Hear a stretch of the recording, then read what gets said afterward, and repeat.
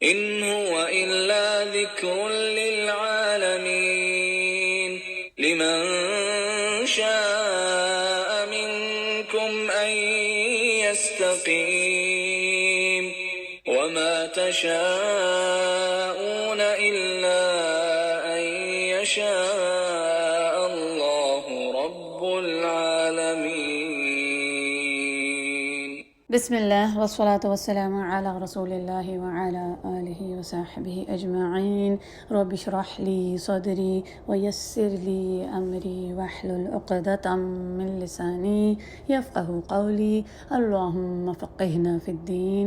اللہم انا نسألک علما نافعا ورزقا طیبا وعملا متقبلا آمین یا رب العالمین.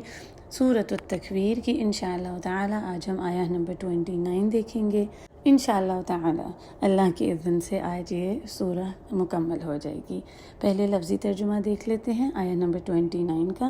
وما اور نہیں، تشاءون تم چاہ سکتے، الا مگر، ان یہ کہ یشاء اللہ چاہے اللہ، رب العالمین جو رب ہے سارے جہانوں کا. پچھلی آیات میں ہم پڑھ چکے ہیں اللہ سبحانہ وتعالی یہ سوال کرتے ہیں فَأَيْنَ تَذْهَبُونَ کہ تم کدھر جا رہے ہو، اس قرآن کو چھوڑ کر، اس ذکر کو چھوڑ کر. جو چاہے اس سے ہدایت لے لے اور راہ راست پر چل پڑے. اور اس آیہ میں اللہ سبحانہ وتعالی یہ بتاتے ہیں کہ نہیں تم چاہ سکتے مگر یہ کہ جو اللہ چاہے تمہارے لیے، جو تمام جہانوں کا رب ہے. یعنی ہم خواہش بھی نہیں کر سکتے کہ ہم سیدھے رستے پر چل پڑیں اگر اللہ سبحانہ وتعالی ہمارے لیے نہ چاہیں. کچھ بھی اللہ کی طاقت سے باہر نہیں ہے، اور جو بھی اس دنیا میں ہوتا ہے وہ اللہ کے اذن ہی سے ہوتا ہے. ہم اپنے آپ کو سدھار بھی نہیں سکتے، ہم ثابت قدمی بھی اختیار نہیں کر سکتے جب تک اللہ سبحانہ وتعالی، اللہ جل جلالہ نہ چاہیں ہمارے لیے. دیکھیں اس لیسن کو سمجھنے کے لیے آپ کی توجہ کی ضرورت ہے. اس لیسن میں ہم قدر کی بھی بات کریں گے، اس کو بھی جانیں گے. سب سے پہلے ہمیں ارادہ کرنا ہوتا ہے اور اس کے بعد ہمیں اللہ سبحانہ وتعالی کے اوپر چھوڑ دینا ہوتا ہے، اس پر توکل کرنا ہوتا ہے. اس کا اذن ہوگا، اس کی نصر آتی ہے اور کام آسان ہو جاتا ہے. لیکن سب سے پہلے ہمیں کوشش کرنی پڑے گی. یہ نہیں کہ ہم کوشش ہی نہ کریں اور پھر ہم یہ بولتے رہیں کہ چلو اللہ نے نہیں ہمارے لیے چاہا تو ہوا ہی نہیں کام. ایسی بات نہیں ہے. پہلی کوشش ہماری ہوتی ہے. ہم اللہ سے رشاد مانگتے ہیں، ہدایہ مانگتے ہیں، استقامہ مانگتے ہیں. جیسے کہ ہم نے پچھلی کلاس میں بھی اس چیز کو سیکھا تھا، صلی اللہ الاستقامہ، کہ اللہ سے استقامہ کو مانگیں. کیونکہ کوئی بھی کام کرنا تو بڑا آسان ہوتا ہے، ہم اکثر کام تو کر لیتے ہیں لیکن اس کے اوپر جم جانا مشکل ہوتا ہے. آہستہ آہستہ اس کے کام کی جو جتنا جوش اور جذبے سے ہم کر رہے ہوتے ہیں وہ ماند پڑتا جاتا ہے، ہم سست پڑ جاتے ہیں. اور یہ سب کیا ہوتا ہے؟ شیطان کی طرف سے. شیطان ہمارا فوکس اس چیز سے ہٹا دیتا ہے. کوئی بھی جو ہم شروع میں کوئی خریدتے بھی ہیں ایک نئی چیز، اس کا شروع میں چارم ہوتا ہے، تھوڑے عرصے کے بعد ہم اسی کو پرانا سمجھ کے ادھر ادھر کر رہے ہوتے ہیں. یہ تو عام چیزوں کے لیے ہے. لیکن ہم کسی کلاس کو بھی جوائن کرتے ہیں، کچھ بھی اور ہم لوگ کہیں سیکھنے جاتے ہیں، یا کسی بھی چیز کو آپ دیکھ لیں، کوئی کام بھی کرتے ہیں شروع، ہر چیز میں شروع میں ایکسائٹمنٹ ہوتی ہے. آہستہ آہستہ جب وہ روٹین بن جاتی ہے تو پھر ہم اس سے سست پڑنا شروع ہو جاتے ہیں، ہم اس سے ہٹنا شروع ہو جاتے ہیں. تو جب بھی ہم اسپیشلی قرآن کو سیکھنے سمجھنے آئیں تو اس کے لیے استقامہ مانگیں. اللہ سبحانہ وتعالی ہی کی توفیق سے ہم اس کے اوپر جم سکتے ہیں. اور شروعات جو پہلا قدم اٹھایا وہ کس کی طرف سے ہوتا ہے؟ ہماری طرف سے. جیسے کہ اس آیہ میں آیا تشاؤون، تمہاری چاہت. تو پہلے ارادہ، چاہت، کوشش انسان ہی ہوگی. اس کے بعد اللہ سبحانہ وتعالی پر توکل کریں گے. جیسے کہ ایک صحابی نے رسول اللہ صلی اللہ علیہ وسلم سے پوچھا کہ یا رسول اللہ، کیا میں اونٹنی کو باندھ کر اللہ پر توکل کروں یا اس کو کھلا چھوڑ دوں اور پھر اللہ پر توکل کروں کہ خود ہی اللہ سبحانہ وتعالی اس کی حفاظت کر لیں گے، مجھے کیا ضرورت ہے اس کو باندھنے کی؟ تو رسول اللہ صلی اللہ علیہ وسلم نے کیا فرمایا تھا اونٹنی باندھ کر توکل کرو اللہ پہ۔ پہلی کوشش انسان کی ہوتی ہے، انسان ارادہ کرتا ہے، انسان کوشش کرتا ہے، محنت کرتا ہے، اور یہی بات ہمارے لیے دروازے کھول دیتی ہے جو بہت ہی خاص اور اہم ہمارا کانسیپٹ ہے اسلام میں، قدر کا، ڈیسٹنی کا، جس کو ہم لوگ کہتے ہیں، یعنی انسان کی کوشش اور اللہ کا اذن، اس کا حکم، قدر، اس کو انگلش میں پری ڈیسٹینیشن بھی کہتے ہیں۔ اللہ سبحانہ و تعالی الحکیم ہیں، العلیم ہیں، ان کے پاس مکمل علم ہے، ٹھیک ہے، ہر چیز کا، یہ تو ہمیں پتہ ہی ہے۔ کوئی بھی چیز جو ہو رہی ہے نا اس دنیا میں، اس کے ارادے، اس کی ول، اس نے جو حکم دے دیا، اس کے اذن کے بغیر نہیں ہو رہی۔ اللہ کی مشیہ ہے، یہ اللہ کی مشیہ ہی سے ہو رہا ہے۔ اب انسان کو بھی مشیہ دی گئی ہے کہ وہ بھی ارادہ کرے اور کام کرے، لیکن وہ مشیہ کیا ہے؟ اللہ کے ارادے کے اوپر ڈیپینڈنٹ ہے۔ ہم ایسے عمل کرتے ہیں، ایسا ایکٹ کرتے ہیں کہ جیسے ہمارے پاس مکمل آزادی ہے اور ہم اپنی مرضی سے سارے کام کریں، ہم جو بھی چاہے وہ ڈیسائیڈ کریں، ہمارے اوپر ہے۔ لیکن ہمارے جتنے بھی ارادے ہیں، ہمارے جتنے بھی فیصلے ہیں، جو بھی ہم عمل کر رہے ہیں، اس سب کو اللہ کے علم نے احاطہ کیا ہوا ہے، کچھ بھی اس کے علم سے باہر نہیں ہے۔ اور دیکھیں، یہ قرآن مجید کا خلاصہ بھی ہے کہ بیلنس ہونا اللہ کی مشیہ اور انسان کی مشیہ جو اس کو دی ہوئی ہے، تھوڑی سی جو اس کی ایفرٹ ہے، کوشش ہے، اس کے درمیان۔ اب ہم سب قدر کے اوپر بلیو کرتے ہیں، ہم یہ جانتے ہیں کہ جو بھی ہماری قدر میں، ہمارے نصیب میں لکھ دیا گیا ہے ویسا ہی ہوگا، اور ہم اسے بھاگ نہیں سکتے۔ لیکن اس کا یہ مطلب نہیں ہے کہ ہم اپنے ہاتھ پر ہاتھ رکھ کے بیٹھ جائیں اور کچھ کام ہی نہ کریں، یا پھر ہم یہ سمجھیں کہ قدر وغیرہ تو کچھ بھی نہیں ہے، اس کے اوپر تو ہم کوئی بلیو نہیں کرتے، ہم ہی ہیں جو سارے کام کرنے والے ہیں۔ جیسا کہ اس طرح کے کانسیپٹس ہیں قدریہ اور جبریہ کے، جس میں بعض لوگ تو بہت ہی آگے نکل گئے اور وہ کہنے لگے ہم تو پپٹس ہیں، ہمیں تو کوئی بھی آزادی نہیں ہے، ہمیں تو جیسا کرایا جا رہا ہے بس ویسا ہی ہوتا چلا جا رہا ہے۔ اور دوسری طرف پہ قدریہ میں کچھ لوگوں نے یہ کہا کہ ہم تو خود ہی ہیں جو سب کچھ کرنے والے ہیں، ہم اپنے ہی ماسٹرز ہیں، ہم اپنی ہی تقدیر کو خود لکھنے والے ہیں، تو چلو ہم اپنی تقدیر خود لکھتے ہیں، ہم کسی کے اوپر ڈیپینڈ کرتے نہیں ہیں، ہم تو انڈیپینڈنٹ ہیں، ہم تو آزاد ہیں، ہم استغنا ہیں، اور ہم کسی قدر کے اوپر بلیو نہیں کرتے۔ استغفر اللہ ربی، یہ بھی غلط ہے، یہ دونوں ہی کانسیپٹس غلط ہیں۔ دیکھیں، ہم اس کو ایک حدیث سے سمجھتے ہیں کہ بخاری کی جو حدیث ہے کہ ایک دن رسول اللہ صلی اللہ علیہ وسلم کسی جنازے پر تھے، اور آپ صلی اللہ علیہ وسلم نے فرمایا ہے کہ ہر کوئی جنت اور جہنم میں اپنی جگہ بنا چکا ہے، اس کے لیے پہلے سے ہی یہ لکھا جا چکا ہے۔ صحابہ کہنے لگے تو پھر ہم اپنے آپ کو تقدیر کے حوالے کر دیں اور ہم جتنے بھی کام کرتے ہیں، عمل کرتے ہیں، ان کو چھوڑ دیں۔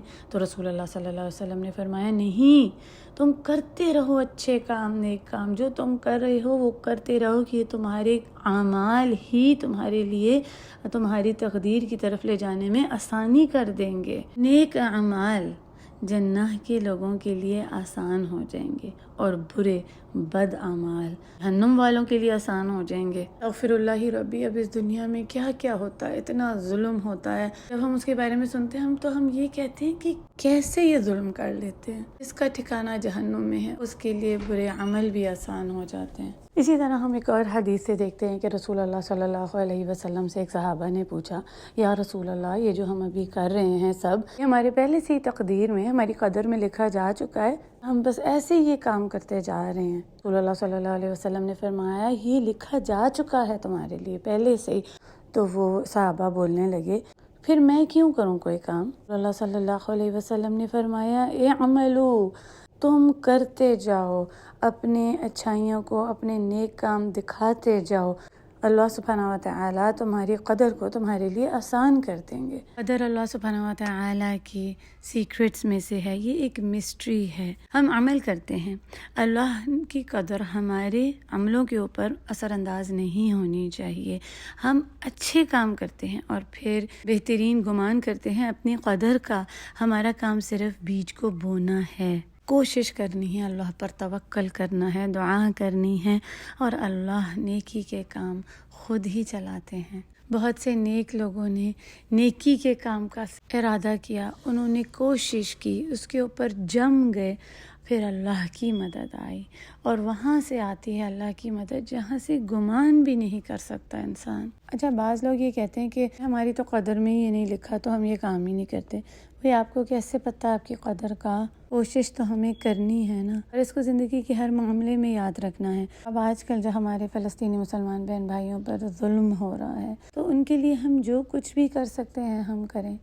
ظلم کو روکنے کے لیے آواز اٹھائیں، سچائی کو پھیلائیں، پروٹیسٹ میں جائیں، ان کو ایڈ بھیجیں، ان کے لیے دعا کریں، جو جس سے ہو سکے وہ کریں۔ بعض لوگوں کو تو یہ کہتے ہوئے سنا کہ ہم کیا کر سکتے ہیں، ہم کیسے کوئی تبدیلی لا سکتے ہیں، ہمارے کہنے کا کیا فائدہ ہوگا، کچھ ہونا تو ہے ہی نہیں، ان کا تو نصیب ہی یہی ہے، ان کی قدر میں یہی لکھا ہے، تو چلو آنکھیں بند کر لو۔ تو یہ بات صحیح نہیں ہے کہ ہم اپنے مستقبل کو قدر کے حوالے کر دیں اور کام ہی نہ کریں۔ اگر ماضی میں کوئی ایسی بات ہو گئی ہے جو ہم کرنا چاہتے تھے اور وہ پوری نہیں ہو سکی، تو پھر اس کو ہم اپنے آپ کو تسلی دیتے ہیں کہ ہماری قدر میں یہ لکھا تھا، اس پر صبر کرتے ہیں، شکر کرتے ہیں، اور ہم یہ جانتے ہیں کہ اس میں ہمارے لیے خیر ہی ہوگی۔ خاص طور پر جو ہمارے نوجوان لوگ ہیں ان کو میں یہ بات کہوں گی، دیکھیں بعض اوقات ایسا ہوتا ہے کہ ہم لوگ بہت کوشش کرتے ہیں کسی چیز کے لیے لیکن ہمیں وہ نہیں ملتی۔ اب ایک چھوٹی سی مثال لے لیں، کچھ لوگ ڈاکٹر بننا چاہتے ہیں، وہ کسی خاص کالج میں ایڈمیشن لینے کے لیے بہت سی کوشش کرتے ہیں، بار بار کوشش کرتے ہیں، محنت کرتے ہیں، دعا بھی کرتے ہیں، اللہ پر توکل بھی کرتے ہیں، لیکن وہ کامیاب نہیں ہوتے۔ تو اس پر شکر کریں، صبر کریں، اور یہ جان لیں کہ اس میں کوئی خیر ہی ہوگی جس سے میں اس کام سے روک دی گئی۔ اللہ سبحانہ و تعالیٰ نے مجھے کسی شر سے بچانا تھا، اللہ سبحانہ و تعالیٰ نے میرے لیے اور کوئی خیر کے دروازے کھولنے تھے، اسی لیے یہ ہوا۔ زندگی ختم نہیں ہوگی، نا امید نہیں ہو جانا، اور قدر کو برا بھلا کہنا نہ شروع کر دیں، بلکہ قدر پر ایمان لانے میں ہمیں بہت سا سکون ملتا ہے، تسلی ملتی ہے، جیسا کہ قرآن میں ہے لِكَيْ لَا تَحْزَنُوا عَلَى مَا فَاتَكُمْ، تم اس چیز پر فکر نہ کرو جو تمہیں ملی نہیں، کیونکہ تمہارے لیے تھی ہی نہیں۔ جیسا کہ رسول اللہ صلی اللہ علیہ وسلم نے اپنے بھتیجے کو بھی ایک بار فرمایا کہ تمہیں جو چیز نہیں ملی وہ تمہارے لیے تھی ہی نہیں، جو جیسا ہو گیا اس کو بدلنا نہیں تھا، تبدیل نہیں ہونا تھا، وہ ویسا ہی ہونا تھا، قلم اٹھا لیا گیا اور سیاہی خشک ہو گئی ہے۔ یہ اللہ کی قدر ہے۔ اللہ اکبر۔ اگر ہم اس بات کو سمجھ جائیں تو ہماری زندگی آسان ہو جائے، اور ہم یہ بات بھی جان لیں کہ قدر کو ہم بدل نہیں سکتے، اس کو تبدیل نہیں کر سکتے۔ ہاں، اگر کوئی چیز قدر کو بدل سکتی ہے تو وہ ہے دعا، جیسا کہ حدیث میں آتا ہے دعا۔ ہم دعا کریں، ہمیں تو نہیں پتہ ہماری قدر میں کیا لکھا ہے، ہم کوشش کریں، اچھا گمان کریں، اور ہم دعا کریں، اللہ پر توکل کریں، اور پھر اللہ کی مدد آتی ہے۔ اس بات کو یاد رکھیں، جو ماضی میں گزر گیا ہے، اگر کسی کے اوپر کوئی مشکل آئی ہے، تکلیف آئی ہے، کچھ مل نہیں سکا، بہت کوشش کی، جو بھی ماضی کے معاملات ہیں، تو ان پر ہم صبر کرتے ہیں، اپنی قدر پر راضی ہو جاتے ہیں، اللہ سے ہم راضی رہتے ہیں، الحمدللہ کرتے ہیں، صبر کرتے ہیں، شکر کرتے ہیں کہ اگر ہمارے اوپر یہ کوئی مصیبت آنی تھی تو الحمدللہ بس ایسا ہی لکھا تھا۔ اس سے مجھے آدم علیہ السلام اور موسیٰ علیہ السلام کی آپس میں گفتگو یاد آئی۔ موسیٰ علیہ السلام آدم علیہ السلام سے ملے تو انہوں نے کہا، ہمارے باپ آدم علیہ السلام، آپ نے کیوں کھایا تھا اس درخت سے، نے ہمیں جنت سے کیوں باہر نکال دیا کہ ہم اب اس دنیا میں ہیں؟ تو آدم علیہ السلام نے فرمایا، اے میرے بیٹے، کیا تم نہیں جانتے کہ اللہ سبحانہ و تعالیٰ نے میری تخلیق سے 50,000 سال پہلے ہی اس کو لکھ دیا تھا، تو میرے اوپر کرٹیسائز نہ کرو، تو قدر میں ہی لکھا تھا۔ صلی اللہ علیہ وسلم نے فرمایا کہ آدم علیہ السلام موسیٰ علیہ السلام سے اس بحث میں جیت گئے۔ آدم علیہ السلام اپنے کسی گناہ کو نہیں جسٹیفائی کر رہے تھے، بلکہ جو مصیبت آئی تھی، جو ماضی میں ہو گیا، اس کو قدر کا لکھا ہوا بتا رہے تھے۔ قدر اللہ سبحانہ و تعالیٰ کی غیب میں سے ہیں، ہم اس کو کبھی بھی سالو نہیں کر سکتے، اس کو مکمل طور پر سمجھ نہیں سکتے، لیکن ہم کس چیز کے ذمہ دار ہیں؟ جو ہمارے اپنے اعمال ہیں۔ تو ہم ارادہ کریں، کوشش کریں، اللہ پر توکل کریں، دعا کریں، قدر کے بارے میں اچھا گمان کریں۔ ایک عالم نے بڑی اچھی بات کہی، انہوں نے کہا کہ قدر کی باتیں ہمارے اوپر اسی وقت ظاہر ہوں گی اور ہم اس کو اسی وقت اچھی طرح سمجھ جائیں گے جب ہم جنہ میں داخل ہوں گے۔ اللہ سبحانہ و تعالی ہمیں بھی جنہ میں داخل کر دیں۔